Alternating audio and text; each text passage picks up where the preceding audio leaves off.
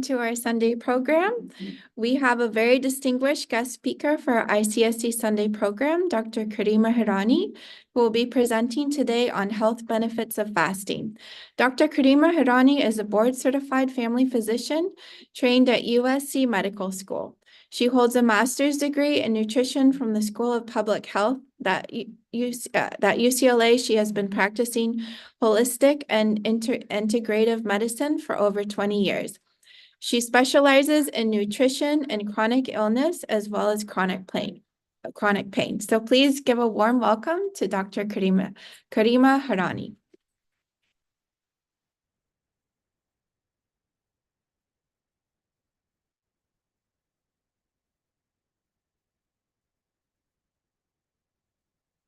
Good morning. Assalamu alaikum.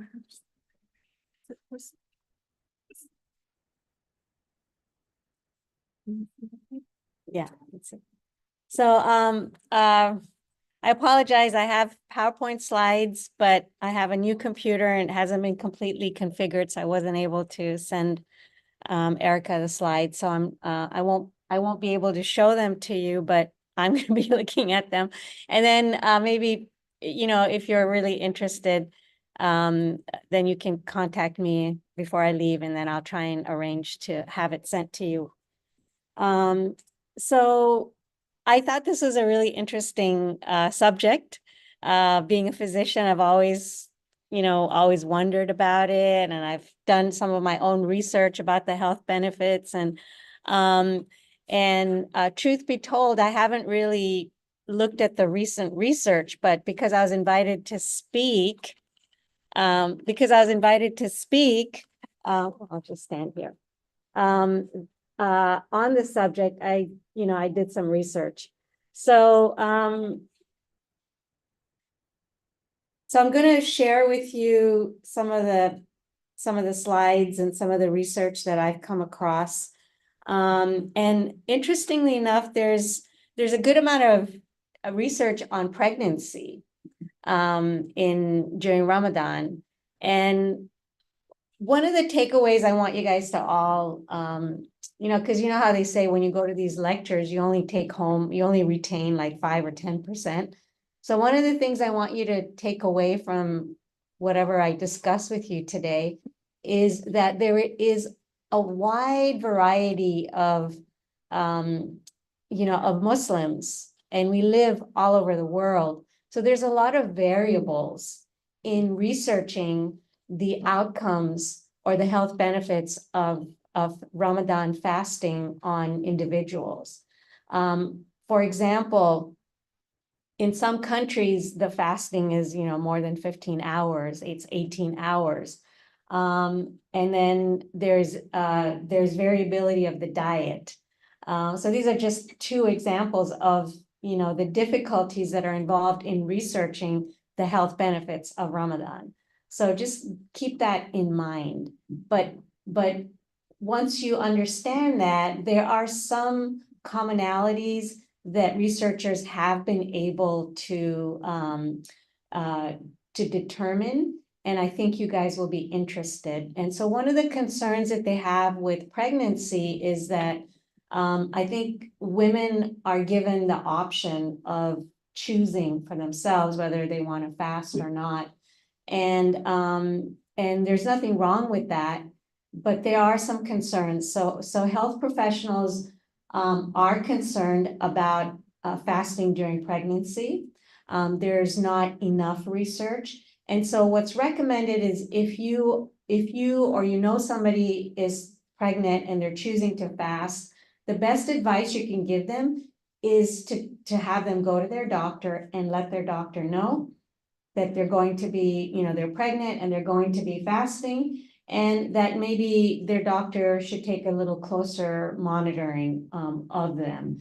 And by that, I mean, instead of going monthly visits to the doctor, maybe go a couple more times during Ramadan to make sure that everything is fine from your blood sugar, your blood pressure, and all of that. And so this study here that I wanted to share with you was the maternal, so the mom and the fetal, so the baby outcomes in pregnant women with diabetes. So now we're adding diabetes to the mix. And in actuality, there's a lot of research in diabetes and fasting. Apparently, the researchers seem really interested in that topic. So maybe because diabetes is very common in Muslims. I'm not really sure about that, but there's definitely a lot of interest and there's a lot of research. So this particular study I wanted to share with you was a study of pregnant women with diabetes. And basically, there's a lot of concern. So that was, and remember, that's one of my takeaways is that if you have health issues, for example, you're diabetic, even if you're not pregnant and you have health issues, one of the take-home messages you're going to get from today is that you should have a discussion with your doctor. It's no longer something that you should just, keep to yourself, that you're fasting, you made this decision to fast, that's great. But you have a health condition, whether it's diabetes, whether it's high blood pressure, whether it's some other chronic illness, it's important to partner up with your doctor. That's going to be one of the take-home messages for you guys today. And this was also what was discussed in this particular article on pregnant women with diabetes, that it could be a perfect storm of metabolic disturbances from high blood sugars, low blood sugars, ketosis, and some other issues. So again, check with your doctor. So another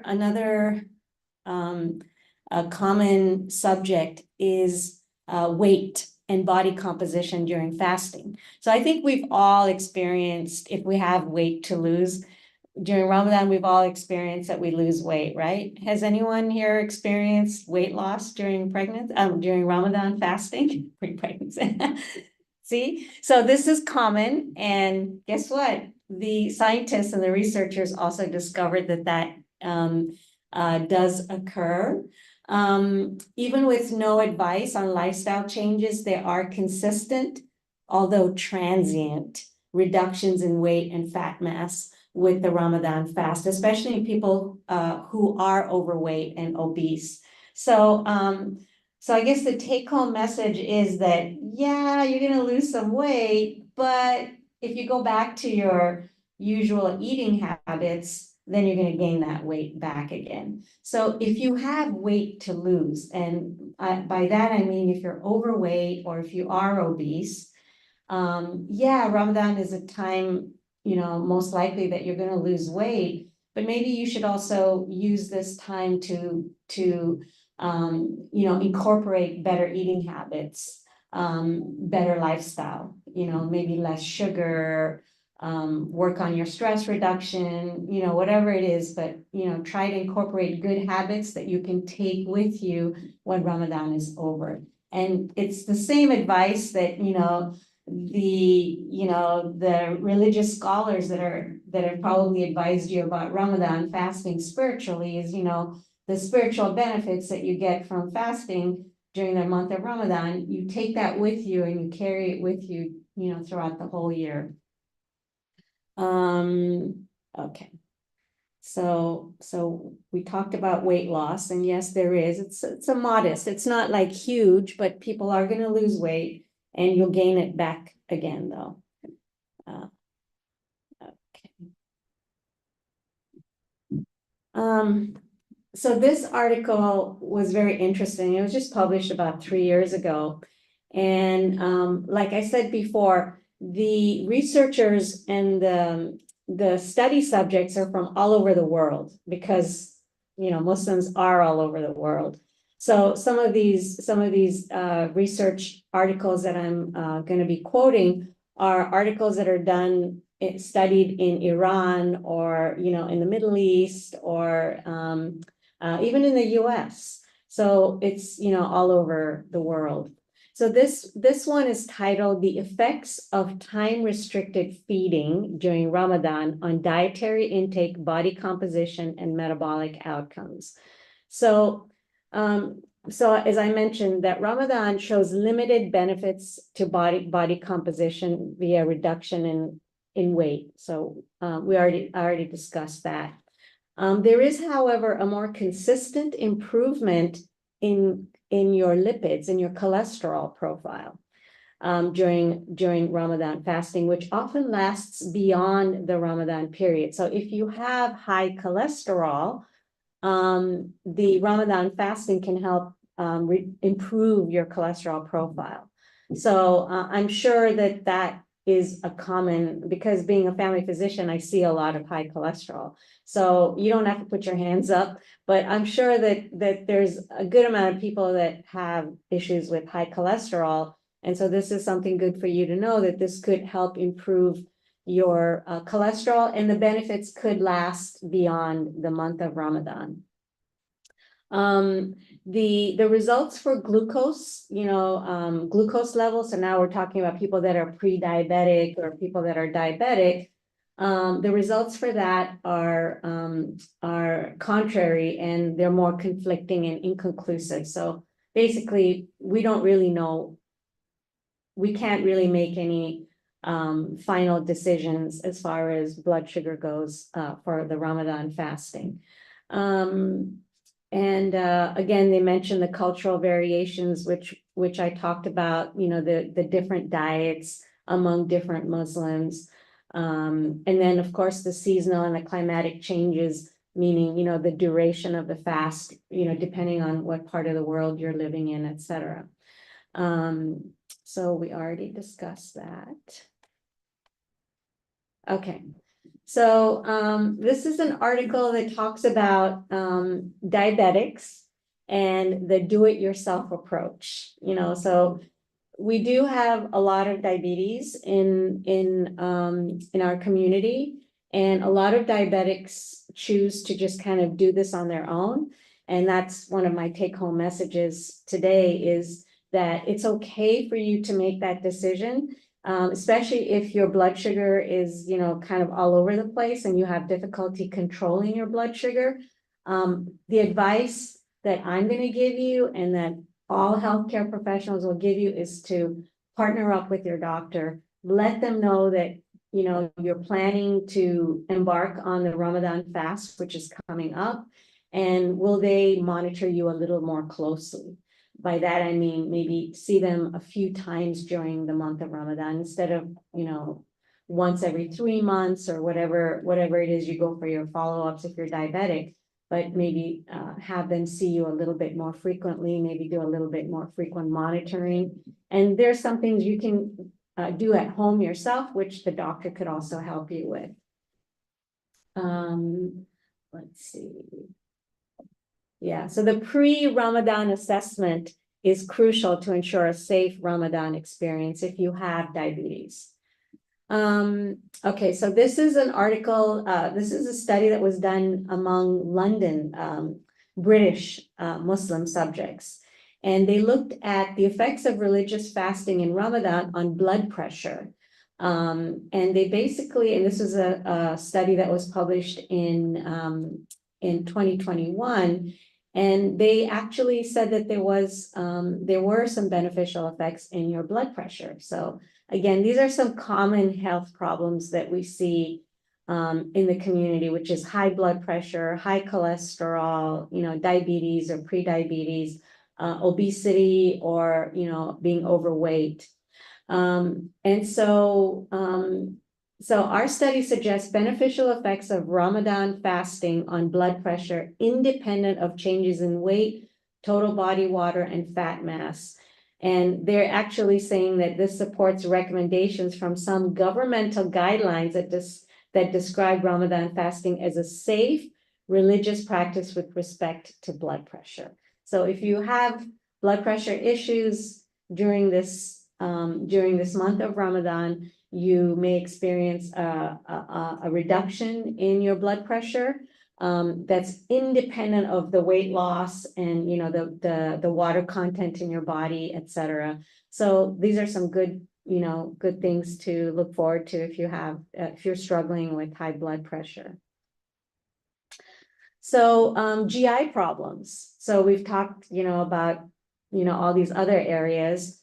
So let's talk about GI problems. So when I say GI problems, I'm talking about your gut. Okay, so people that have issues with, like, for example, Crohn's disease or inflammatory bowel disease, irritable bowel syndrome. So people that have, problems with their gut. So these are some takeaways here. And they compare intermittent fasting. Anybody here familiar with intermittent fasting? Okay, all right. So there's 3 people here. Okay, 4 people. Okay, so I guess I'm going to just give a quick explanation of intermittent fasting. And the Ramadan fast is actually similar to intermittent fasting. Intermittent fasting is basically where you don't eat for a number of hours a day. And the traditional intermittent fasting is 16 hours of no eating. And then during an 8-hour period, you can eat as much as you want. So that's kind of the traditional, or the way that it's been studied. So there's actually quite a bit of research on intermittent fasting and the health benefits of intermittent fasting. And the health benefits range from lowered cholesterol, lowered weight, improved blood sugars. So a lot of good things come out of intermittent fasting. And so I'm gonna just kind of digress just a little bit and just tell you personally that for me, the Ramadan fasting helped me to just kind of move over to the intermittent fasting. And the intermittent fasting is just you just feel a lot better.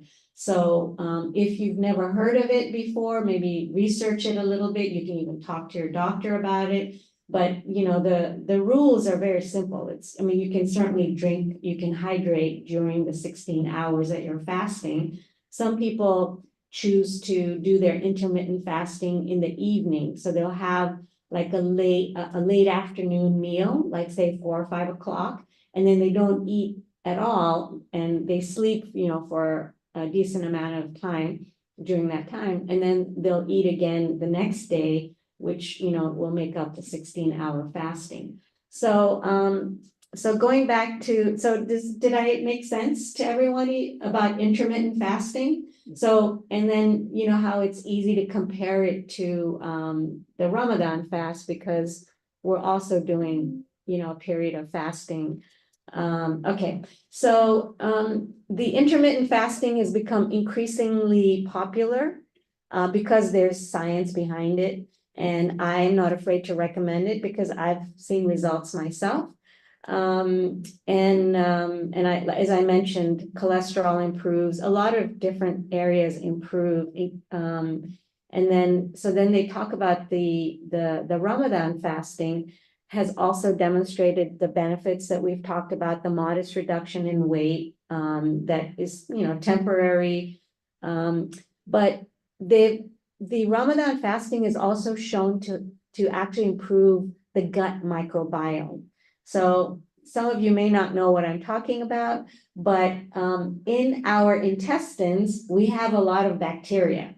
In fact, we have more bacteria than anything else in the gut. So, and we are now understanding a lot more about these bacteria in our gut. And we're talking like 500 different species, like so many different types of bacteria in your gut. But now we're learning about how the flora, the variability and the amounts and the types of bacteria that are in your gut actually plays a role in your health.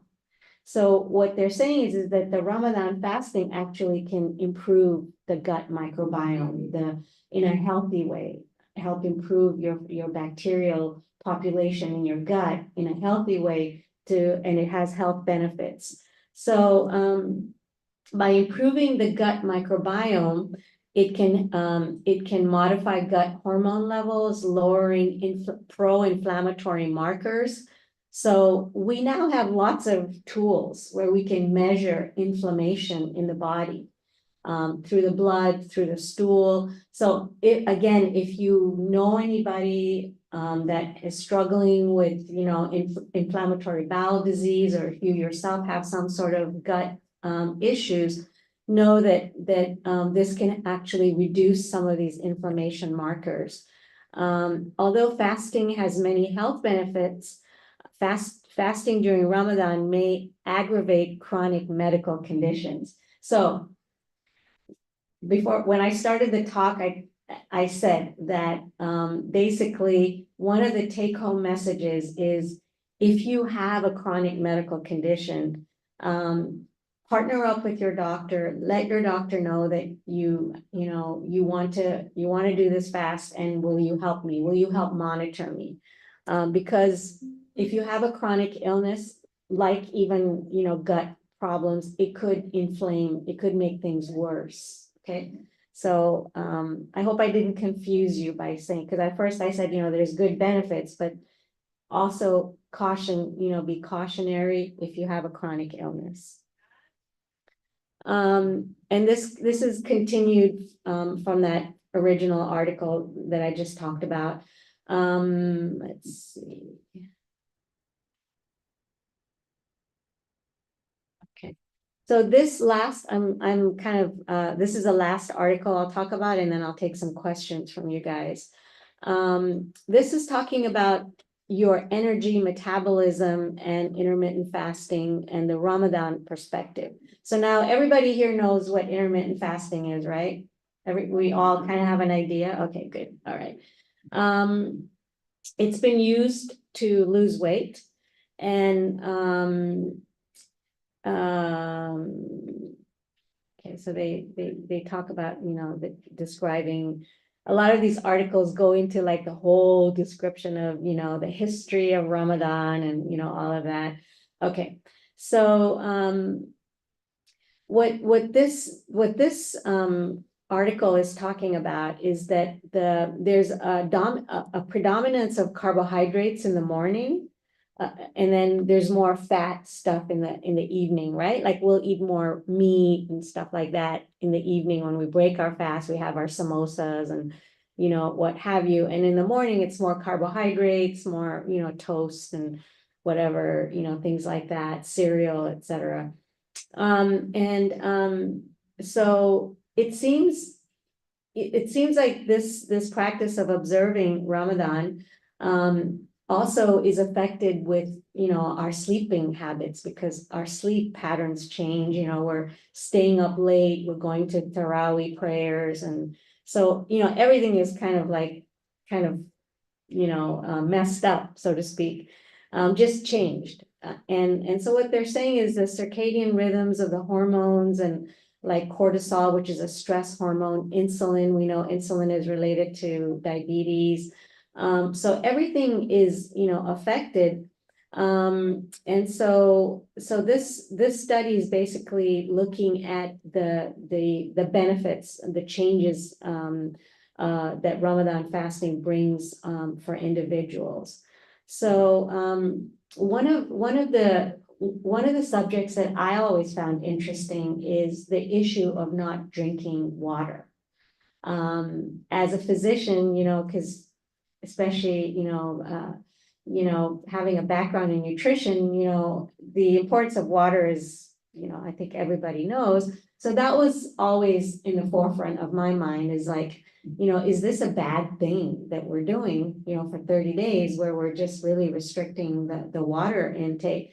So this is a really nice study that looks at the water. They call it hypohydration. And bottom line is, they basically said that the weight loss that people experience, some people think that, oh, maybe the weight loss is because of, the loss of water, right? The dehydration, but that's not the case. And that, because, you hydrate at the end of your fast, your 10-hour, 12-hour, 14-hour fasting, it doesn't seem to be a problem. So that's the take-home message, is that if anybody, like if you're having an intellectual, because I I have discussions with other colleagues and my patients who are not Muslim. And they would say, well, Dr. Hirani, but that's not good, not drinking water, because you're not flushing things out of your body, etc. But, the research is basically saying, no, it's not, it's okay. You're not going to have a deficit of water in the body, as long as you hydrate well at the end of your, the day when you break your fast. Let's see. Okay. And then, so I'm kind of at the end of my talk, and I'm just going to read this. This is the same article that I've been quoting. In conclusion, although the metabolic consequences of Ramadan fast are complex, and this is, remember, the issue with studying the metabolic consequences in Ramadan is because there's so much variability, worldwide, globally, ethnically, diet-wise, there's just so much variability. So the issue of studying it is very complex, but there is potential for using this month as a weight reduction model, provided the fasting is carried out mindfully. And I really liked that word, mindfully. And so I'm going to take like a couple of minutes to just digress and talk about what mindful means to me. But anybody care to share with the group what eating or fasting mindfully means to them, eating mindfully? Does anybody wanna share? I can say something if no one else.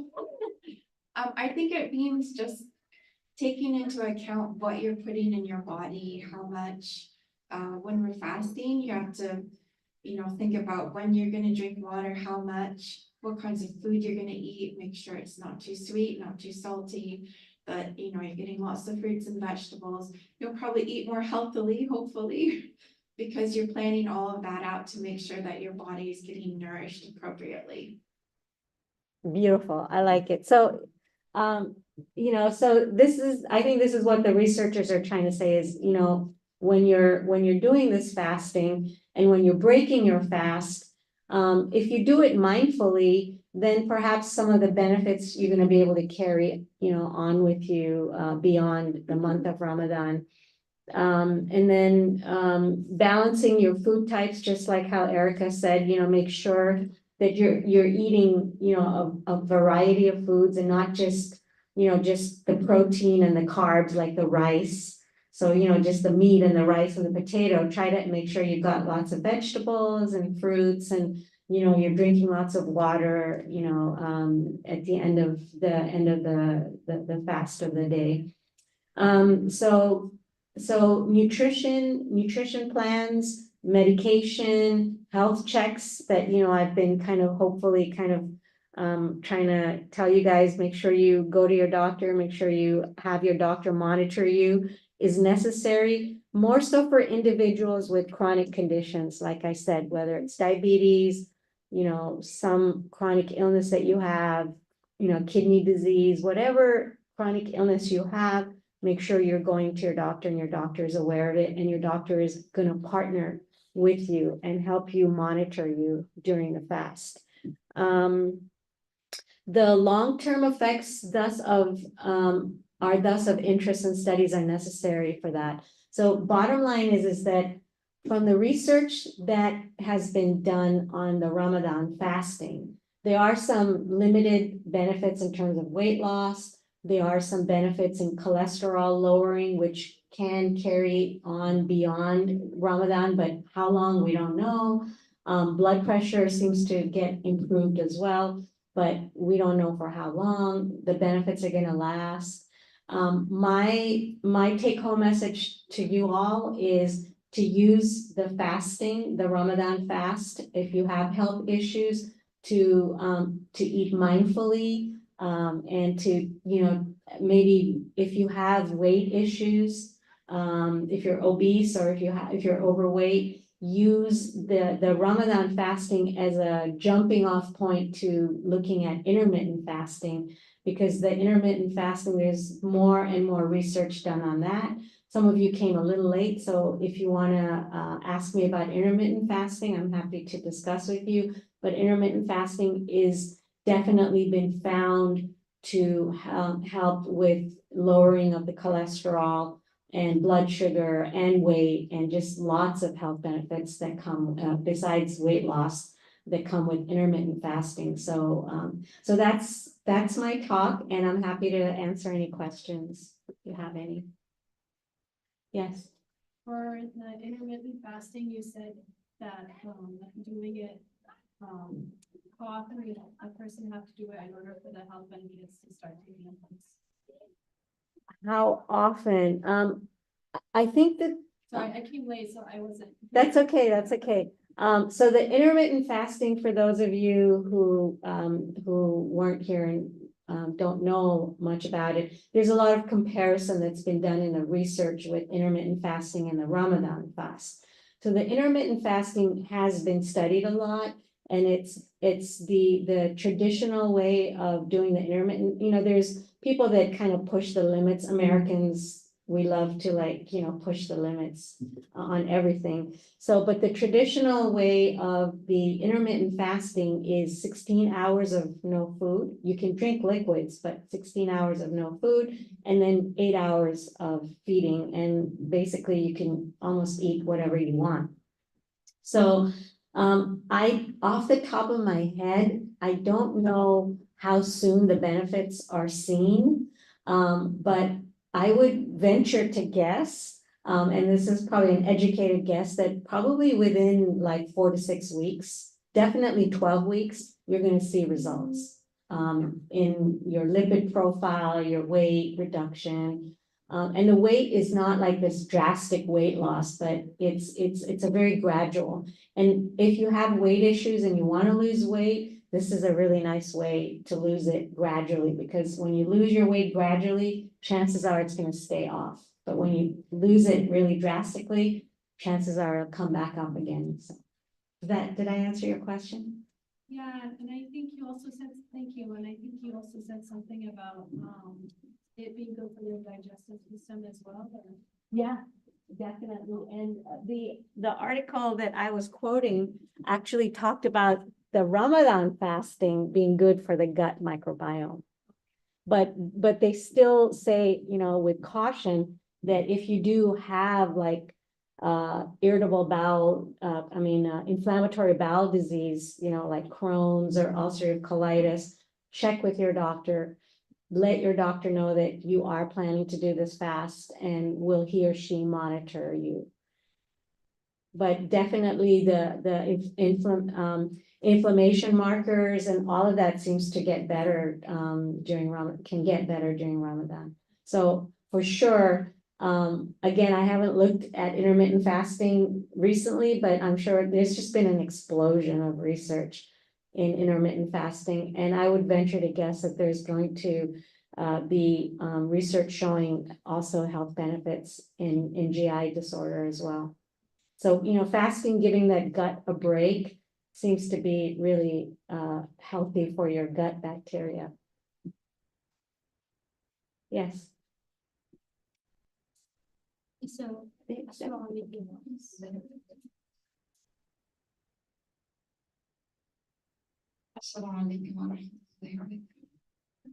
for your encouragement for testing. I have a question about the Parkinson's disease. Can somebody does fasting because they have to take medication 4 times in a day? Can I double the medicine for 2 times and double the medicine for each time?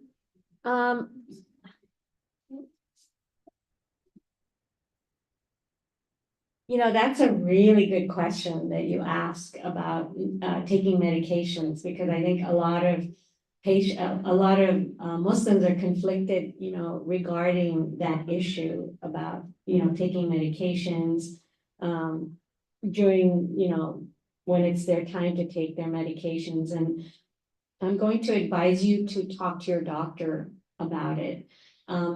Because there might be a way for you to, you know, just to take it in the morning, just before you start your fast, and then, in the evening, etc. Or, change the timing. If it's like 3 times a day that you're supposed to take the medication, or you're supposed to take it 4 times a day. Yeah, so you might, again, have that discussion with your doctor, because you could make it potentially work. Because you're, waking up in the middle of the night, to do your sahur or, your prayers. So you could actually be taking your medications throughout the night. You understand? So, but again, don't, My husband's Parkinson's. yeah, but please talk to the doctor and just say, just for this month, can we shift the timings, for, taking the meds during, the time when we're not fasting. But really good question, because this is a dilemma that a lot of Muslims have, regarding their medication, timing of their medication, when exactly they're supposed to take it. And there's usually some flexibility, so that's my advice for you guys, is there's some flexibility there, but have that discussion with your doctor. Thank you. You're welcome. Thank you for a great discussion. My question is, have you said anything about exercise? I know that many of us will be waking up early in the morning, say around 4 o'clock, have our sahur, and then drink coffee, and then start our day around 7, and then maybe we could introduce exercise right before Maghrib. Is that advisable, not advisable? Especially we want to make sure that we are doing some exercise and movements and staying healthy.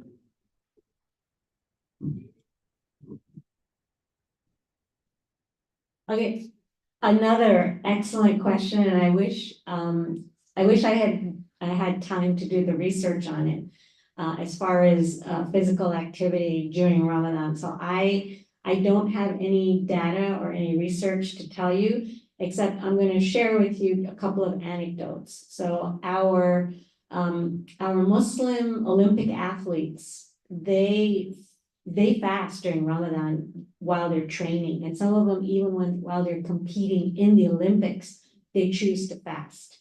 So not all of them, but most of them will during training, they will fast.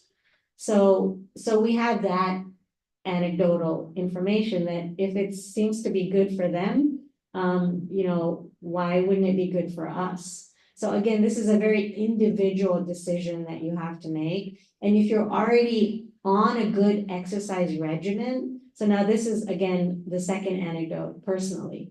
If you're already on a good exercise regimen, I personally think it's excellent to do your exercise routine, time it just before you're about to break your fast. Because that way, that thirst, because you get more thirsty, etc., a little more hypoglycemic, and then it's time to break your fast. So so again, I think personally, it would a lot of it would have to be dependent on what your level of physical activity was before the start of Ramadan. This may not be a good time to start an exercise regimen if you're not already doing, exercise. So did that help? Yes. I think I would just add to this question. I think if he is into exercising, smoking, sports, then just keep doing what you are doing, except maybe if you are doing it 2 hours a day, an hour, 30 minutes. It's a good time to do exercise. Anyone else?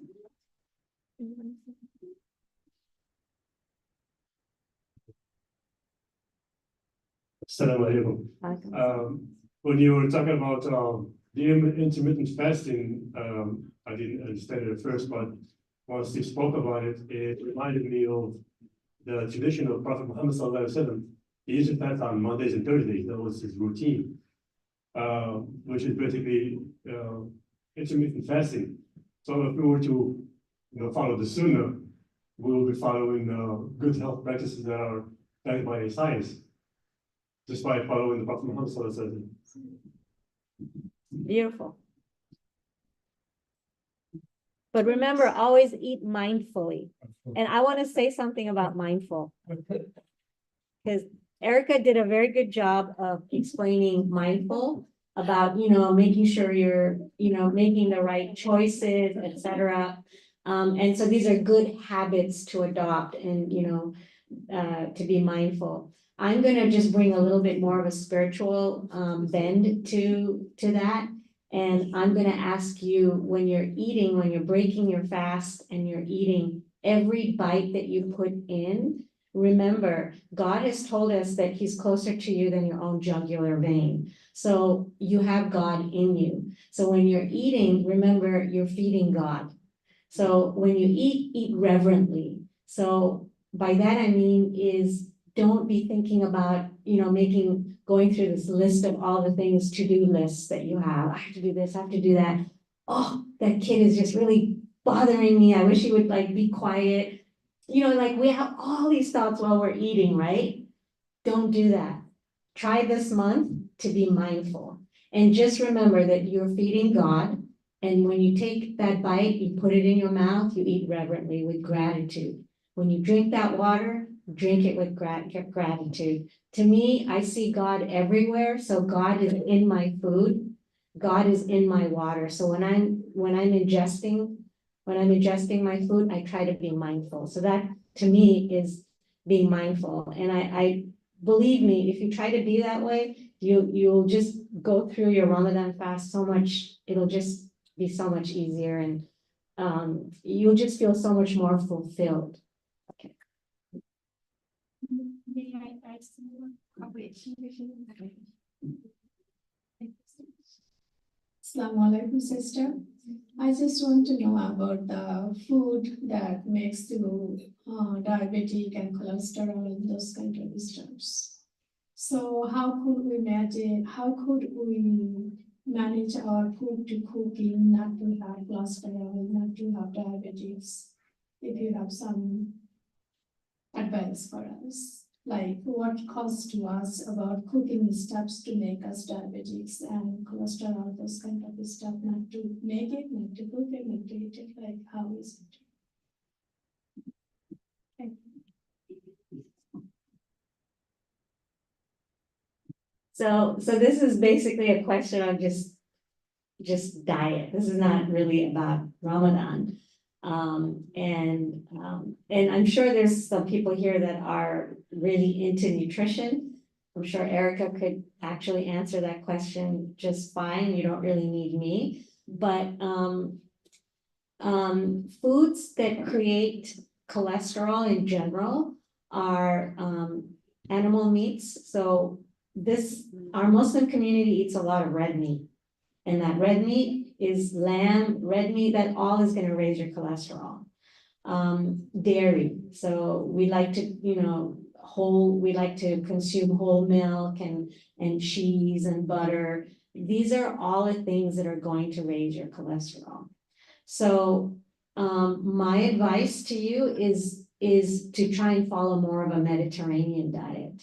So the Mediterranean diet has been studied a lot, and there's a lot of good information. So the Mediterranean diet is loaded with legumes, so lentils and beans, fish. So maybe try to eat, less red meat, eat more fish. Chicken is fine as well.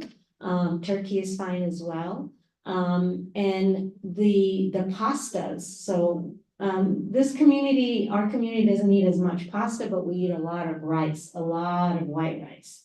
And we love our potatoes and our white rice. So those are foods that are going to also contribute to your cholesterol, to your weight, and also to your blood sugar. So if you have diabetes, these are the type of foods you shouldn't be eating. So what should you be substituting? You should be substituting with more vegetables.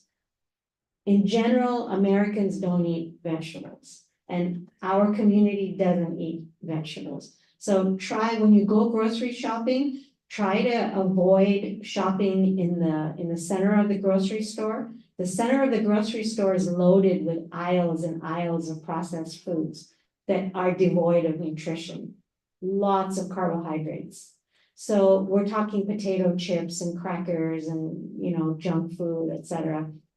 You want to shop in the periphery, okay? That's where all the vegetables and fresh produce is, etc.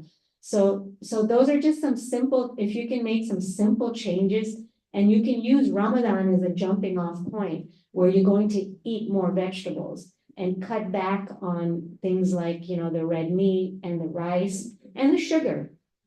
So believe it or not, sugar can actually contribute to your cholesterol.